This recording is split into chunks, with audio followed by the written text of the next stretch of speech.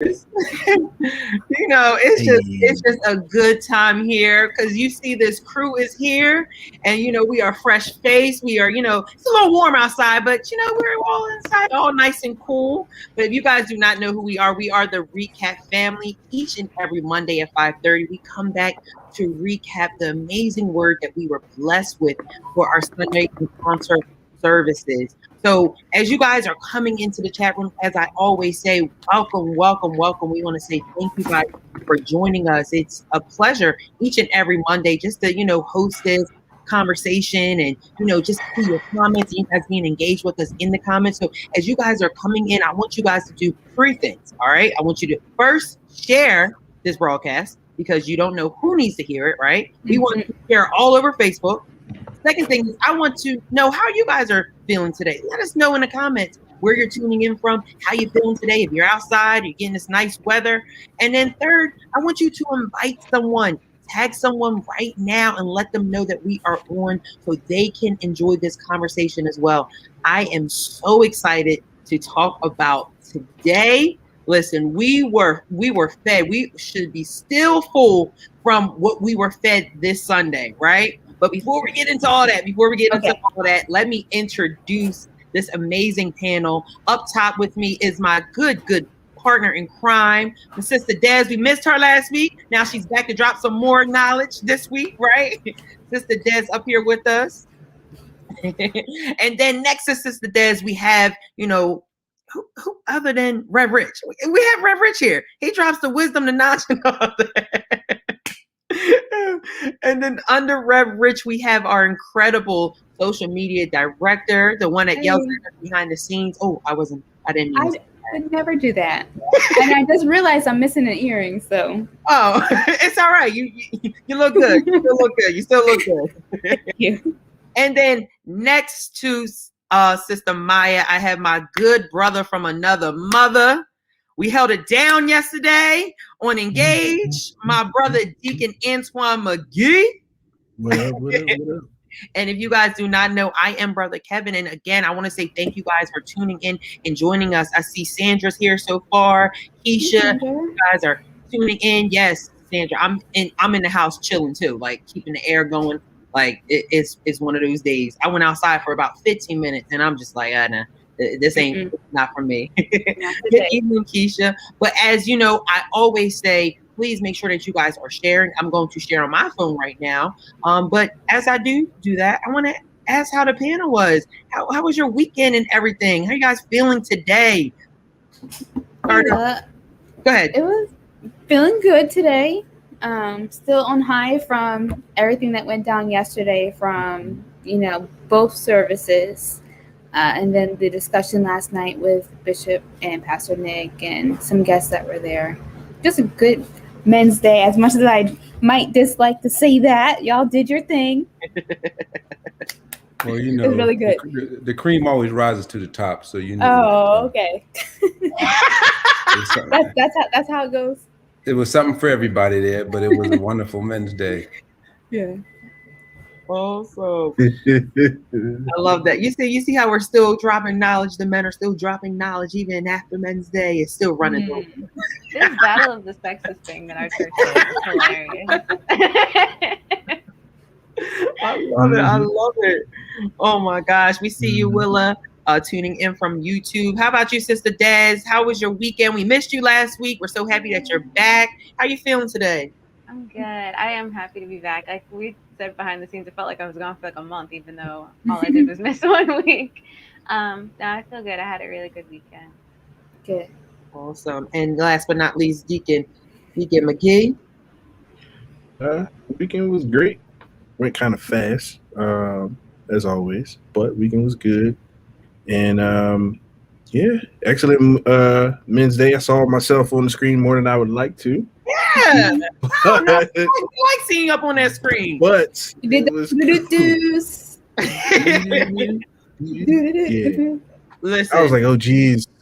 But yeah, it was really good though. Listen, Deacon Antoine and I, we were talking like just seeing those like playbacks, those flashbacks of in service. Oh, it just makes me miss being in that sanctuary with everyone so bad. But it just shows you how powerful that prayer is still today, as well as the worship as well. It was just beautiful seeing it, and I just cannot wait to get back to that. But like Deacon Antoine said, and system and everyone, this weekend, this Men's Day was not just because we hold it down, but it literally was such a blessing. We got fed at 8 o'clock service. We got fed during Engage Live. That discussion, let me tell you, Bishop was saying some things where I was in the balcony screaming like, Bishop, you didn't say that to the folks. You did. We got fed on 11 o'clock. And then we had a special panel for 10 Times Better Man last night. I am not just saying this because this is my second home, but the church, we were fed yesterday. So if you guys did not get the chance to, watch services yesterday, we are going to talk about them in the recap, but I do encourage you guys to please go back and stream 8 o'clock service, Engage Live, 11 o'clock service, as well as 10 Times Better Man, the panel, the special panel, because it was beautiful. It was a beautiful word that we needed. I think it's right in time, fits right into our theme right now in that checker series. We took 2 weeks off from the series right now to celebrate our fathers as well as Men's Day, but it just feels like it's still we're in the same series because it just hit different. But like we always do on Engage Live, we always love asking a question, right? And I want to share the question, not just for the men in particular, for the women as well. So if you're in the comments, I want you guys to share your comments, share your questions and everything, especially from yesterday's service, right? So I am going to start it off by asking you, how are you becoming a 10 times better version of yourself? So I'll just share what I said yesterday.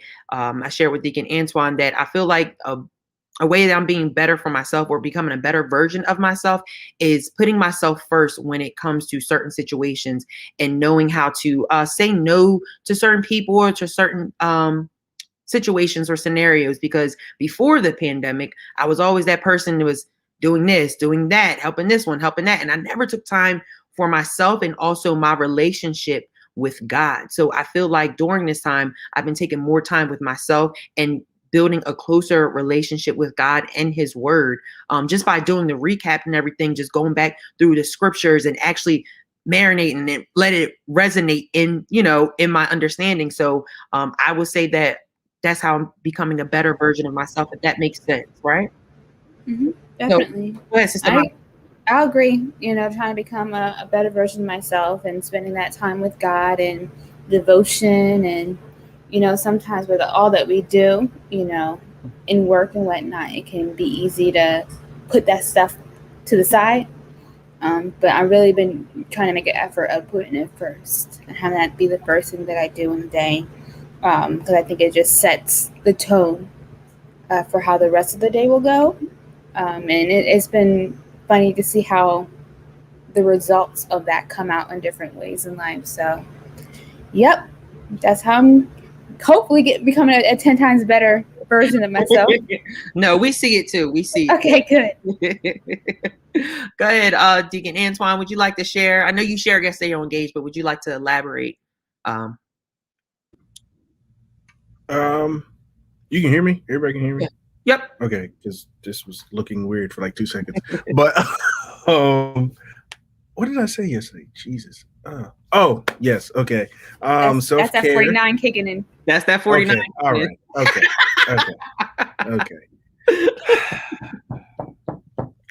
All right. Wait till we tape. Oh, just wait till we tape.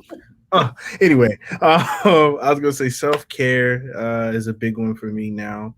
Making sure that I'm okay, mentally, physically, spiritually, emotionally, and financially. Because I know for anybody, but specifically men, if any of those things are out of whack, especially that fifth one, you're thrown off. So, making sure that everything is taken care of. And then I said how I'm taking care of it all together. Just having simple prayer, Lord provide. Oh, there we go. Oh, can we hear him? No, wait, are we back? Yeah, you're back. You're back. You're back. I can hear you. I cut off at the All end. right, where did we cut off at? Because How you are doing those things all together. altogether, I'm basically just focusing my prayer and my focus on God being glorified in everything that I do. Whether it's saying hi to somebody or, whatever, just the simple things. Amen. I touch and agree on that. Sister Des, would you like to share? The things that I'm doing are just creating stronger boundaries, and learning how to be more consistent with myself, because I know that pours over to other things that I do. So like that when they say like consistency is key, it really is. Yeah. So it's like trying to make sure that I'm doing that first with myself so that it can show up in other places, because I know that it can lack in other places if I'm not doing it for myself first. So. That's so true. And it's like those sayings that we always would hear growing up, like consistency is key. It's just like, oh, you keep saying it. But it really resonates when you get older, like, oh, yeah, that is true. Now I see why I kept hearing that, right? In church, at home, at school. Like, it's so real. Rev Rich, how about you, sir? How are you becoming a 10 times better version of yourself during this time? Yeah, that's can you hear me? Yes, we can hear. Okay. That's a great question, and it's really good to see y'all, and always good to see y'all. Certainly, becoming a 10 times better version of myself. It's all about process, right? And as you know, the men we got together the Saturday night before our service. One of the reasons things were so powerful yesterday is because we had a prayer vigil the night before. I don't know if the women take the time to do that before Women's Day. But nevertheless, with the theme of the year, restoration, reversal, and revival, one of the things we talked about Saturday night was, as we're becoming a 10 times better version of ourselves, that we have to do some steps that are in line with the restoration, reversal, and revival. And that's to remember what God has done for us, revisit the victories that he's taken us through, reassess our current situations, and then react to whatever it is that we need to do to push ourselves forward. So, it's all a process, right? And everybody's process is different. But Jesus has provided us the way to be able to assess where we've been, to remember what he's done for us, to revisit how he's brought us through, so that we can react to whatever situation we're going to be faced with. Because the devil wants us to stay where we were, right? And he'll bring those things that like get on my nerves, he'll bring that thing back around. So I say, see, you still ain't there yet. You still ain't there yet. And you got to be able to get through that. And then the next one comes, but that's okay. So it's always a process becoming a 10 times better person. We have to make sure we look back, assess the situation, and then react going forward. I like that. And I think that's the beauty in realizing that it is a process. People forget that, to get through life, it's a process. You're going to go through things. You may fall, but you got to get back up, right? So I love that. So as I said, we were fed. We are still full from this word that we received on Sunday. We had Dr. Darius Daniels at 8:00 service. And then we had Bishop Samuel Blakes at 11. I just don't even know how we're going to get through all of this, but we are going to try today, right? But starting off with Dr.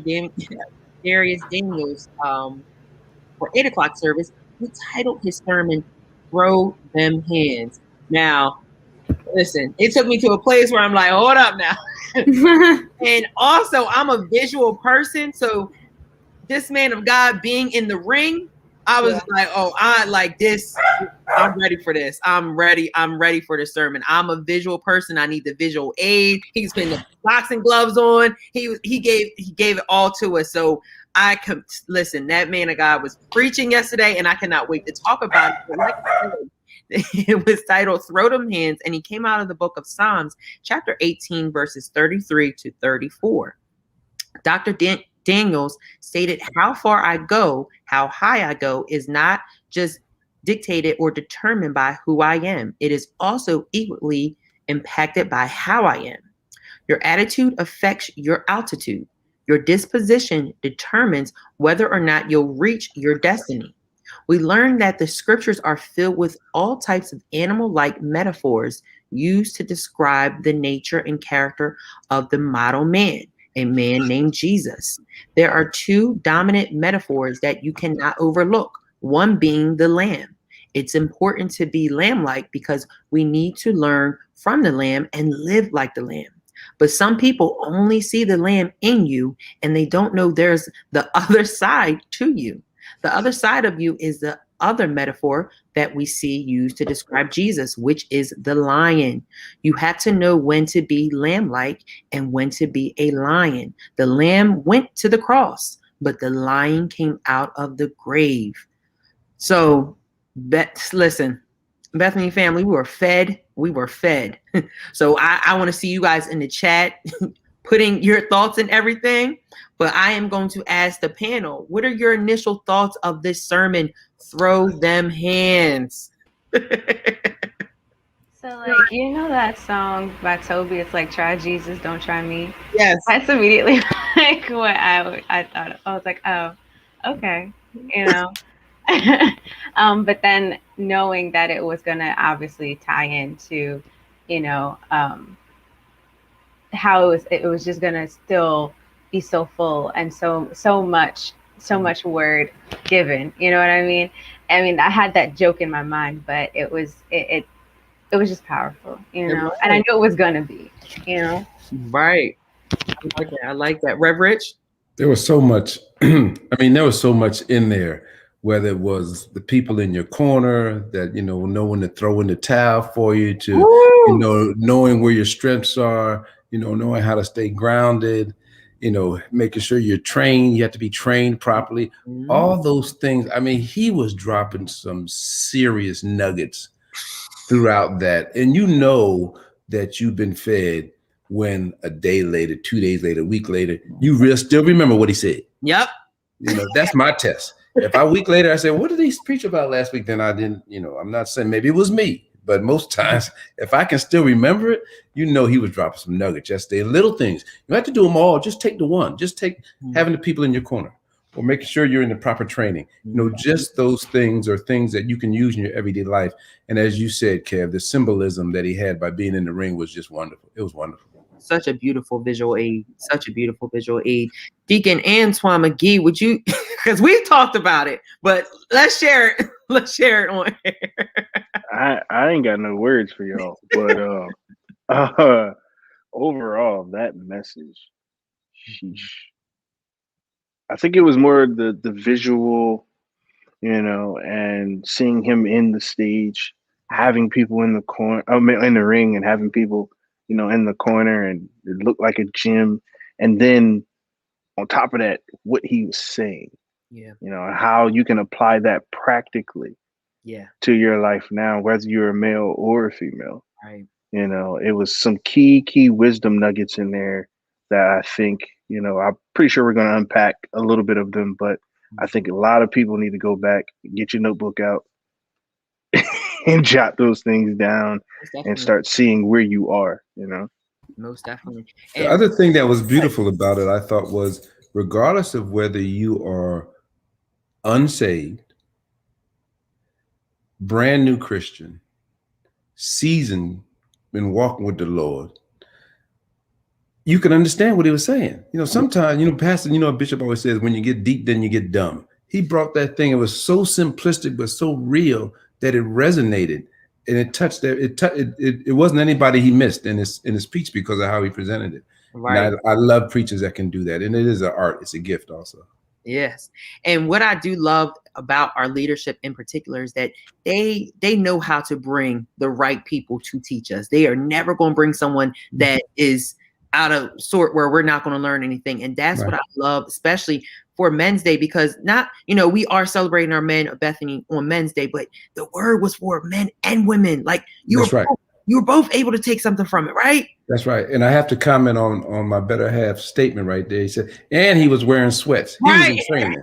You know, you ain't got to be all glammed up to bring that word and bring it hard and strong. He brought that thing in sweats. He was ready for some training, right? He was ready for some training. It made me want to put on some Adidas pants like, oh, hold on, we in the ring. It's time to get right. But no, it was such a beautiful demonstration from, you know, the visual aids to, like Rev Rich said, the nuggets that were packed in. Sister Maya, would you like to drop your initial thoughts of this week's sermon? Throw them hands. Well, one of our sermons from this week. Yeah, one of them, right? It was really good. I loved Dr. Daniels, and like everyone said, the visual representation of the message and how down to earth he was, and the whole thing was just really cool. Loved it. Right. So Dr. Daniels asked the question, how is your disposition? There may be seasons of adversity that we experience to adjust our attitudes, simply because almost all of us deal with one of the two extremes. We are either too much lamb or we are too much lion. So some of us have to be adjusted a little bit one way and others have to be a little bit the other way.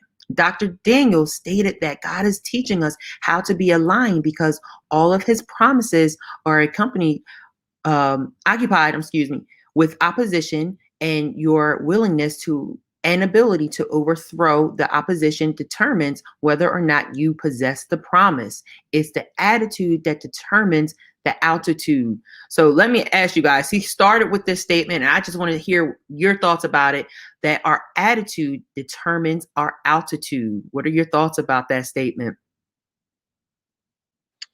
I think it's very accurate. And it's a good way to look at how you are, how you move up in life. Mm-hmm. And it's all about your mindset. It's all about your attitude and your outlook.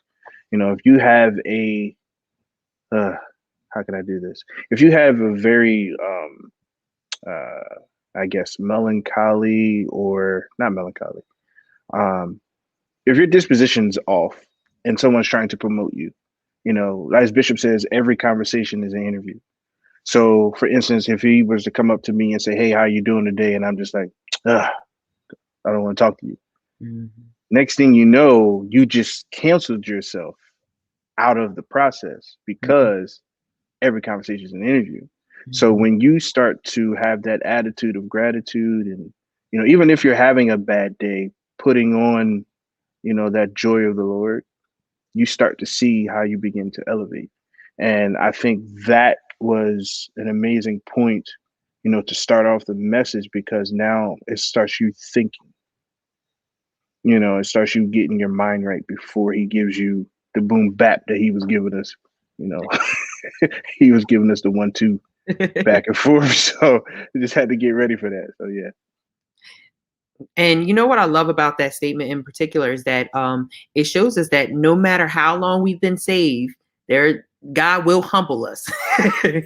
He will humble us. And sometimes we may get ahead of ourselves, and sometimes we need that, you know, that experience to humble us or to remind us like, all right, now you're going a little bit too far, right? But go ahead, Sister Des, Sister Maya, Rev Rich, what are your thoughts about your attitude determines your altitude? I think it's beyond true. And, you know, going back to the question you asked us before, Kev, about how we're becoming better people, you know, part of wanting to start my day in Christ is so that it will give me a better attitude, you know, for the rest of the day. You know, it sets the altitude of, I think Antoine said, where you're going, right? So it's really important, you know, how we speak about ourselves, how we speak into situations is so important, that we set, you know, positive attitudes, even in the moments that might be negative in life, right, so that you are set in the groundwork, I guess, for lack of better words, in the direction that you want to go in. Right. Come on, y'all. Come on. Y'all got it. Go ahead, Sister Des. Yeah, like you can only go so far with a negative attitude, you know. You can only reach a certain level before people stop, you know, people won't appreciate you or talk to you or, you know, push you back, because no one wants to be around someone who is negative or who is down, you know? So you want to make sure that you're showing up as your best self, that you're doing what you have to do behind the scenes, so that when it's time for you to elevate and time for you to get to the next level, that you're prepared, you know? So they go hand in hand. Amen. Amen. And last but not least, Rev Rich. Well, hey, I agree with everything that's been said. And one of the things that Maya said about, you know, having an attitude about yourself, you know, it's really important for people of color to have a positive attitude about themselves, because the world will tell you that you are not worthy of anything, right? And we as people of color, and all people of color, or whatever, you know, your orientation is, need to know you have to have a positive attitude about yourself. And then that manifests itself as you deal with others. We've all dealt with nasty people. We've all dealt with nice people. And it just, you know, there's no need for there to be nasty, you know. And what's the benefit? You know, somebody are dealing with some real bad internal stuff when that happens. So have a good attitude about yourself, y'all, and certainly deal with other people in the same way. Yeah. Because the world is really good at throwing those punches, but we're also really good at throwing those punches towards ourselves. We don't need to jump on the other team's bandwagon. So throw them hands. Throw them hands. Throw them hands at other people. Right. That's right. That's right. So we need to learn skills to fight well. And Dr. Daniel stated that we've been mislabeling this season. You've been telling people that you are in a trial, but we learned that we are not in a trial. In fact, we are in training. God wants to use this to develop not a skill in you, but a disposition in you. He doesn't just want you to know something different as you come out of this trial. He wants you to be somebody different. Some of the stuff that we are worried about is nothing but a ring, because there are some things that you can only learn in the ring. We are not in the ring by ourselves, because instead of sparring with our issues, we are sparring with God and ourselves. God is trying to develop a disposition of patience. Woo! So I just want to start there. This statement about being in the ring, sparring with God and ourselves and not our issues. That's some heavy stuff right there. Go ahead, Rev Rich. It's so many nuggets here. Whether you think about Jacob wrestling all night, whether you think about, you know, that which Joseph had to go through, the process he had to go through, how long Abraham had to wait, the training that Moses went through. It all, to me, comes down to, not all comes down to, but, you know, Romans 8:28, you know, we know that all things work together. So many of us have played sports or studied music or studied art or studied, and the training and the discipline that goes into getting ready. Yeah. Which is why it's so important for parents to make sure the kids play sports or do music or do something, because the discipline that comes, you don't get better unless you are disciplined about the process, which the bishop always preaches to us about. But regardless, when we're in that ring, we got to know we got to stay in the fight, because we know that it's all going to work together, because that's what the Bible says, and God's word can't lie, right? I love that. And, you know, for me, like how he said you only learn in the ring, right? So for me, what I started to think of was Creed 2. Did you guys see Creed 2 with Michael B. Jordan? Now listen, when he lost the first fight, right? He was studying and everything. He didn't gain that confidence. He didn't get that training until he went to Mexico and got in the ring. He was in a tire. He was taking those hits. He got back, and that's how he learned to get back up. So when he said this, I'm like, what? Like, hold up now. Like, you only learn in the ring. I'm sorry. I just had to say that. It makes me want to watch Creed 2 again. But it's so true that you only learn in the ring when you're in it. Yeah, it's a different type of learning, because, I mean, you can be told stuff all day long, but until you go through it. Yes, and you stay in that thing. Yep. You learn real quick then. Oh, my gosh. But go ahead, Sister Des, Deacon Antoine, what are your thoughts about sparring with God and ourselves and not our issues and learning in that ring? I'm good. Kevin, you got it. You know, the reality is, in whether you study psychology, organizational behavior, or even the Word of God, yes, that 70% of our learning comes from doing, 20% comes from education and 10% comes from training. So what does that say? You have to do. If you don't do, you're not going to get through. You have to do. It's just the way it is. Just have to go through it. We as Christians don't want to go through something, but you got to go through it. And you can't get close to God without going through something. Yes. You got to. Woo, woo. Deacon Antoine, stop making that face, good sir. What you got to say? I love that you put the Creed reference in there, because that's exactly what I was thinking when he said it. Because first of all, the first fight that he had the wrong attitude. Yes. Which made him lose. Yes. He went in there to prove a point that I'm the champ. I can do this. I can take it. I can redeem my father, etc., etc. And your attitude determines your altitude. Right. So instead of taking on the persona of his father, ooh, did I say something? I think I did. Instead of taking on the persona of his father, he decided, oh, I'm gonna be an individual in this round, in this fight. Yeah. And lost. So then he has to go back to his trainer, which he talked about. Make sure you have a trainer. Oh, we're gonna get into that. Yeah. He had to go back to his trainer and learn how to take the punches again. Yes. So that was beautiful. But overall, as Rev Rich said, as Des just nodded her head in agreement, and Maya, she said too, I think this is one of the most important nuggets, because I lived it. Half the stuff that I learned how to do, I learned by doing. I, especially here, like, I didn't know how to do all the stuff that I do now until I started learning, practicing, keep going, failing, getting critiqued, getting corrected, doing it again. Oh, okay, now I got it. So, that's key. And just to encourage somebody, get out there, do it. If you got to do it afraid, but just do it and watch God be in it with you, because he'll never leave you nor forsake you. And I'm loving the comments that are coming in. I see you guys. Good evening, Mylita, Kai Joe, Denise. I see you guys. I'm loving it too. It was some good stuff yesterday. So let's just keep going back into it. So you may ask yourself, why is God making you take this and not saying anything? This is because he is trying to develop a disposition of meekness, because only the meek use power responsibly. The more that he develops this in you is an indication of the power he is getting ready to give you. In order to win in the ring, there are a few things that you need. The first thing that you need is the right trainer in your life. In the same sense, everybody that loves you cannot train you. The question you have to ask yourself is, am I healthy enough and humble enough to learn? So what are your thoughts about people not being healthy and humble enough to learn?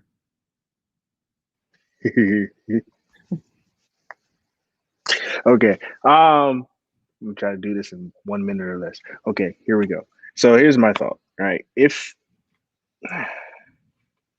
When the student is ready, the teacher will reveal himself. Right. So a lot of times we want to, go out there and do things, but then we fail the simple lesson. I think of Karate Kid when he said this. Daniel didn't know he was learning a karate move while he was waxing a car. If he would have failed that simple thing, like, I'm not waxing a car. You're supposed to be teaching me how to block, how to punch, how to do all these different things, how to hurt people, whatever. But no, he took the servant model and said, I'm going to do what you say. And then it became muscle memory. So when he asked him to do it, he just did it. And was like, oh, snap, okay. I know what I'm doing now. But a lot of times I think we don't trust our teachers because we think we're more advanced than we are. That's that humble piece, So God, go ahead. I'm going to just be quiet. Go ahead. Sister Des, would you like to jump in and talk about that? Thoughts of people not being healthy and humble enough to learn, because I think especially for when we are growing in Christ, we tend to not take constructive criticism in a positive way sometimes. So what are your thoughts about that, Sister Des? I think that God will find a way to humble you and like knock you off your high horse, if like so that you can get sat down, so that He can teach you, even if it is the hard way, because some of us are hard headed, you know. So you definitely want to make sure that He doesn't have to like that He doesn't have to kick you off the horse, you know. Mhm. So to like sit yourself down, be humble within yourself, but that's hard to do sometimes. Like Deke said, like sometimes you do feel yourself, sometimes you are, you know, you get big headed, you know. So yeah, I sometimes when you when it It's all right. Keep going. y'all are funny. No, because when you have to get taught something like time and time again, and you have to like get it beat over your head because the lesson isn't sinking into you, you know, maybe it's time to take that step back. And a lot of us don't, you know, not a lot of us don't take that step back and go like, oh, this is, I really need to hold it. I need to listen to what God is trying to tell me. You know, we don't take that time to do that. So, you know, that's why I said like we need to purposely humble ourselves, because when God humbles us, you're gonna get it one way or the other. Yeah, right. It's like sometimes not fun, but it has to happen, you know. Yeah, it's interesting because in order to learn, you have to be in the position of not knowing something and being taught something, and it's sometimes I think it's hard to realize, you know, that you're not in that position. And I think that's when, you know, Sister Des says, God's gonna be like, okay, He's gonna push you off, okay, and so you can realize, okay, I got a lot that I still need to learn. But yeah, I don't know. I feel like it's easy to be in a position where you think you're at the top, right? I know all there is to know. And we set these kind of barriers for ourselves that I think we need to, again, as Sister Des said, we need to become more aware of what our positioning actually is and humble ourselves to learn from people who know better. I like that. Now, Rev Rich, earlier you talked about finding, you know, having that right trainer. Can you elaborate more on that importance of, you know, finding that right trainer for that fight? I didn't know you was a prophet, Kev, because I was just thinking about that exact question. You read my mind. Oh, right. So I think everything that Deke said and Sister Des, Sister Maya said is so important about having that humbleness. It's so important because you want to have the right teacher, and you want to be able to receive from that teacher. But you have to be cognizant of the flip side of that also.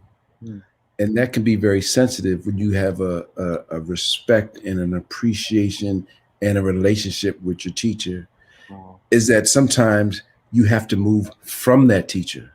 Wow.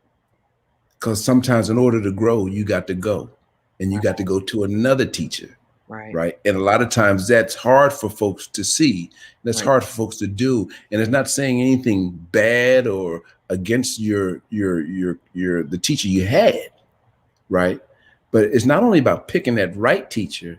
It's having the knowledge and the humility and the meekness to know when it's time to go to another teacher. And that's sometimes the teacher doesn't want you to go and says you're not ready. Right. And you still have this relationship with this teacher that you don't want to go and act like you're being disrespectful. But sometimes God has to make you go. You know, we've seen in the Bible so many times when God said, go, you know, leave, go. And the same thing applies to our lives. And I think it's easier for us to get a teacher, get a good teacher and learn from that teacher.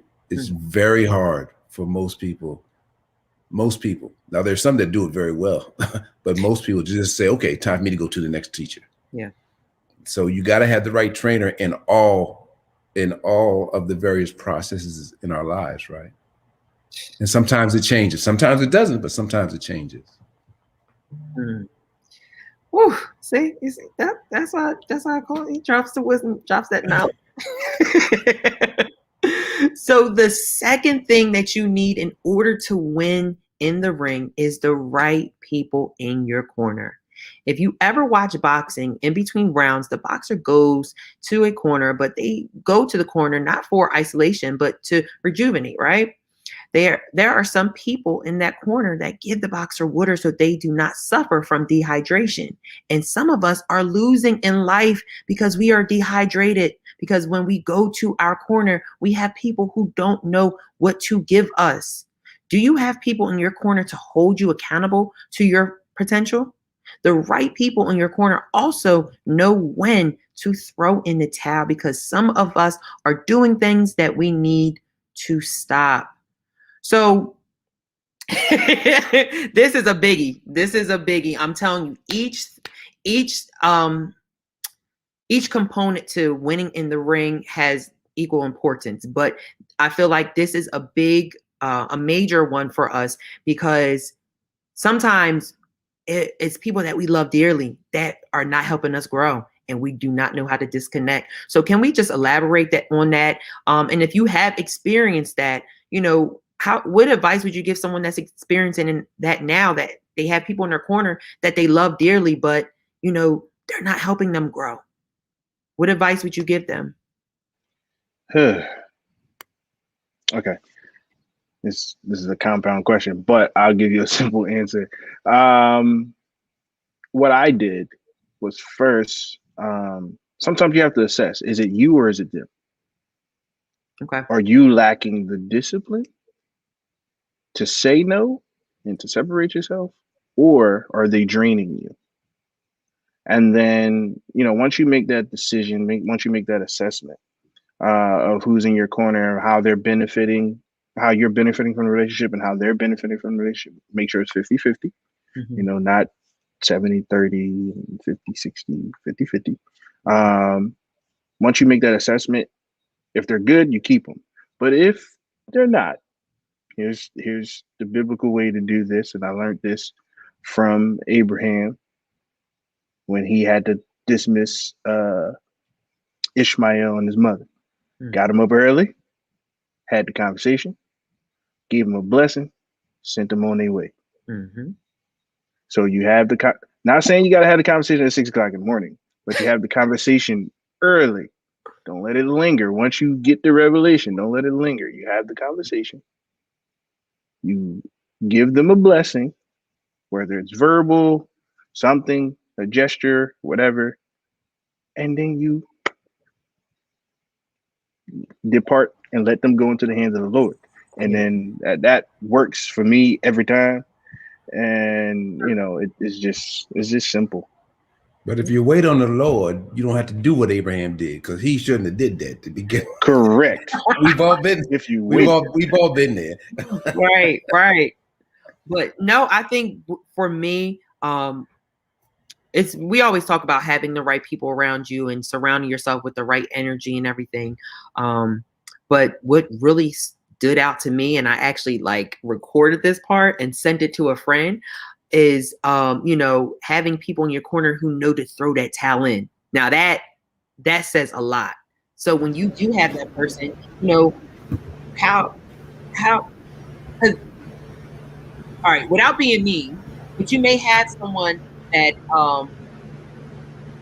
you need to tell them that they need to throw that towel in, but they may not receive it in the right way, right? So what are your thoughts about that? Someone, having a friend that you're like, yo, doing X, Y, and Z, that's not working out for you, but they don't receive it in the right way. What are your thoughts about that? Well, I don't watch boxing, but I did my research because I really, enjoyed the analogy that was presented in the sermon. The people in your corner, you know who they are and you know what their role is. So in my research, I found out there's usually 3 people that are in the corners: the head corner man, the second corner man, and the cut man. Okay. Head corner man is the trainer, gives instruction and adjusts the fighter. Okay. Second corner man gives the fighter water and washes them off. And the third person is the cut man stops the facial bleeding and the swelling and applies the gel and whatnot to heal the wounds. Okay. Yeah. So I think when you know what that role is, this person is in my life to help steer me and to keep me on track, you are more receptive to their help. Same thing for a person who's supposed to help heal the cuts. You know, I'm injured. I know you're here to help heal me and to keep me encouraged and uplifted. And then the trainer, like, you're here to help see and guide me and tell me what to do in these situations where I don't know. So when you know the people who are in your corner, you know what their roles are and how they can help you in whatever situation that you're in. We can go home now. We can go home. I was just about to say, Let's end it early. Let's end it early. Guys. Good night, y'all. Boo, Yeah. God bless you. doing her research, and you just came with more nuggets. Having friends and knowing their roles. Mm-hmm. I love that. Oh, wait till I talk to Pastor Nick. Oh, I No, don't do that. hate to talk to Pastor Nick. Yeah, I can't wait buddy. to flip this. Nah, it's on you, girl. Like, you can't deny it. That was good. That was It was so a great good. message yesterday. So That was so good. That was good. Oh my gosh. Yes, Kaijo, the 100 emojis. That's Yep. Go ahead. Everybody put the hundreds in there. Come Right. on, everybody. that was a triple threat. And if you see the analogy, there's 3 people. You know how important that number 3 is. mm-hmm. Yes. Come on now. Hey, Recap. watch out. Somebody gonna take that and preach off of that one, Maya. Yeah, Somebody I gonna know. steal that. They gonna steal it. They gonna steal it. That was good. Yeah. That was so good. That was so good. Oh my gosh, Maya, that was so good. So listen, we're gonna go on to the third thing because Maya, she just ran with that. If you guys are okay with that. You blew that one up. I'm not saying nothing. So the third thing that you need in order to win in the ring is the right skills for the ring. Dr. Daniel stated that you can't fight if your stance isn't right. I like that. Some of us keep going backwards instead of forward because we have the wrong stance. We may have the wrong stance on love, joy, relationships, marriage, or even money. You always need to keep your guard up because you never know when a blow is coming. The blow could be financial, relational, or emotional. So let's just talk about the importance of having the right stance. Like, what is your take on this? Like, especially when it comes to just battles coming out of nowhere. Why is it so important to have that right stance? Now, if Maya comes out with some more research, I am really ending this podcast. Listen, I was just waiting. Go ahead, Maya. Oh, go ahead. Oh, she got more. No, but I thought Go ahead, about Maya. this earlier. When you're in boxing, the trainer is not teaching you how not to get hit. He's teaching you how to take it. Yeah, and keep going. And how to stand yourself so that when you get hit, you have that recoil to fight back. Okay. Goodbye. We're done, y'all. Good night. All right. Adios. Oh, Good night. man. Good night. We're all turning the cameras off. We're going. No, don't go.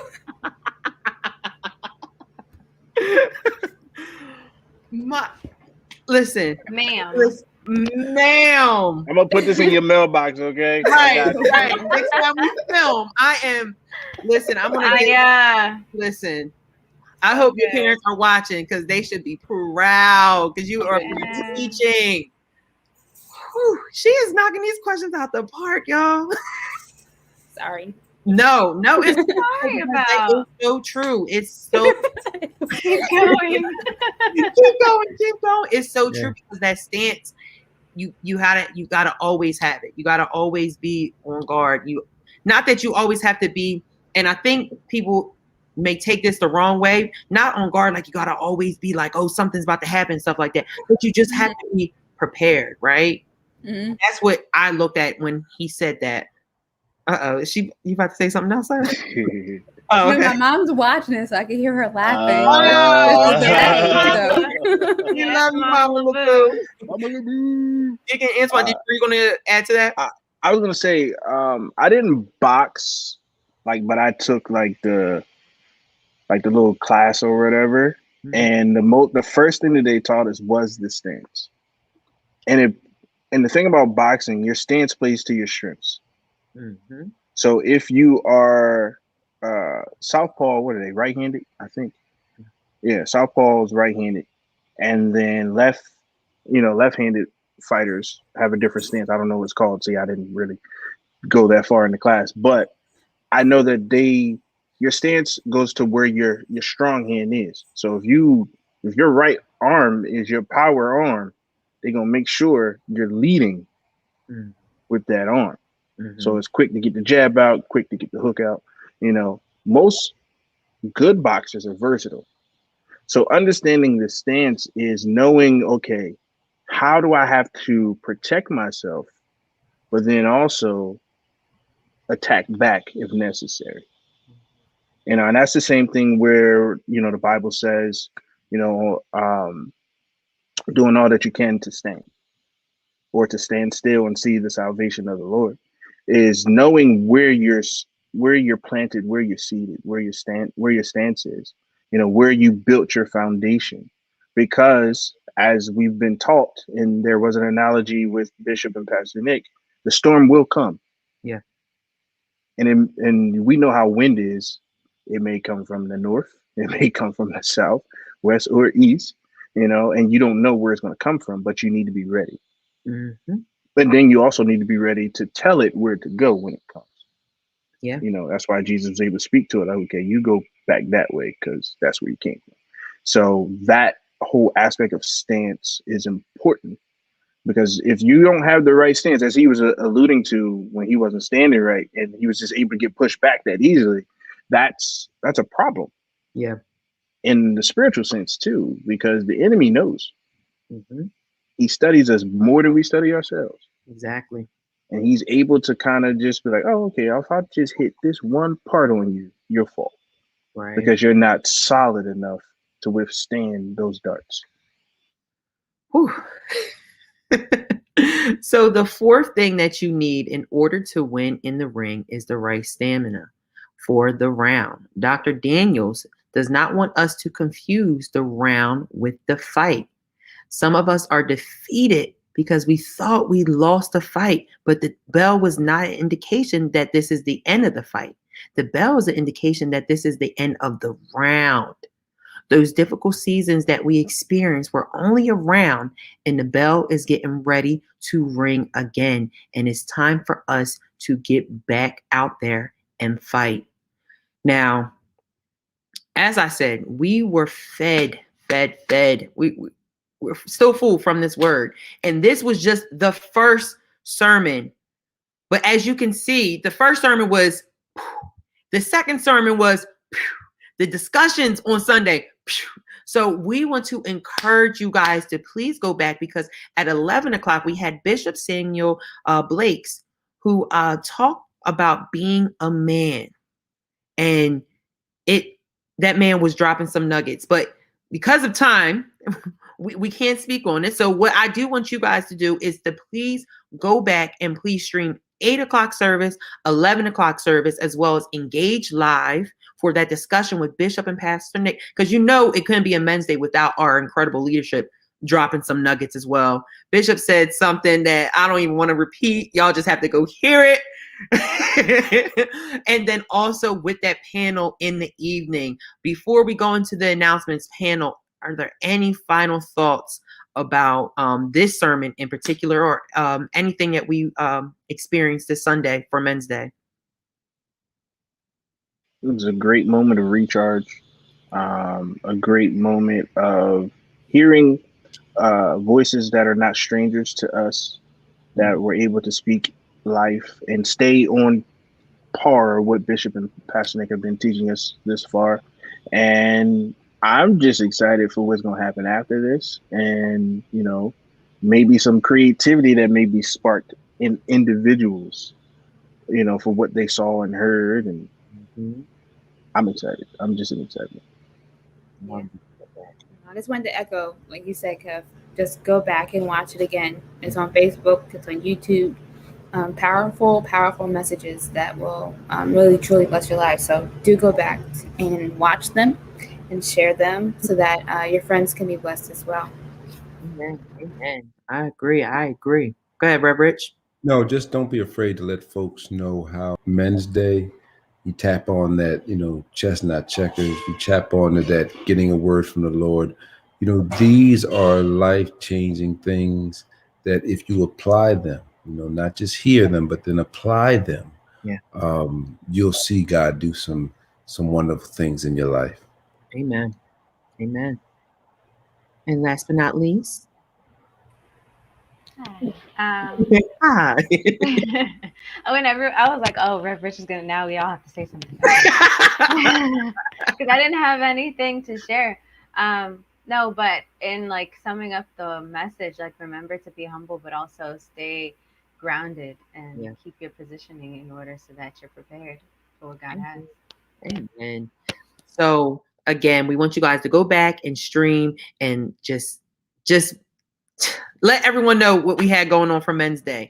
But speaking of things going on, so throughout the week, that we always have something going on. So starting on tonight, we have the Encounter Drive-In rebroadcast. Well, not rebroadcast, but broadcast. As we always say, Saturdays we are fed as well. Bishop is in another series on Saturday. So you get to experience that in about 30 minutes, right? And then on Wednesday, we get fed. On Sunday, we definitely got fed. So hopefully have some room for some more knowledge this Wednesday, right? So for Word Impact, we have Bishop and Pastor Nick, who are in another series, as well as some worship. Then on Thursday, speaking of being fed, we're going with some cooking with Chef. He's going to show us how to make some delicious plates. So please tune in on Thursday at 7 p.m. And then Saturday starts off our impactful weekend with our On Point Radio at 9 a.m., drive-in service at 11:30, weather permitted, and then Emerging Worship online later in the evening at 6 p.m. And then Sunday, we are back for an encounter for 8 and 11 o'clock service, as well as Engage Live at 9:45. And it is beginning of the month. July is here. Before you know it, summer's going to be gone, but it is the beginning of the month. So, we have our virtual communion at 6 p.m. All right. And Deacon Antoine, if you could just please elaborate if they're able to still come and pick up their communion elements and everything. Yes, on Saturday and Sunday, we are still doing the communion elements. I believe it's 12 to, I want to say 4 or 5 on Saturday, right? And then 12 to 3:30 on Sunday. 3, yeah. Mm-hmm. 12 to 3 on Sunday. You can come, I think it's on either side of the church. We'll be here and you can come get your elements. You can get them for your whole family. We've had people say, I got an order of 12. We give you 12. Y'all go ahead and have communion together and experience the power of God on Sunday at 6 o'clock. Amen. And we also want to encourage you guys to have a safe holiday weekend as well. Please be smart, be safe, and just, enjoy the holiday in a safe way, right? But again, Bethany family, those that tune in, thank you for your comments, your questions. As I always say, those that are in the comments, you make the discussion 10 times better, no pun intended, because I just love engaging with you guys. And as well as this panel, you guys bring noise each and every week. I appreciate y'all being real, y'all being honest, and just having some real talk about the word, right? Yes, Minister Liberator. Yeah, listen, I'm going to give a fly right now when I get off. Oh, goodness. But no, Bethany family, we love you. We want you guys to stay tuned to all the content that is coming out this week. Have a great night, and we will see you virtually. Bye.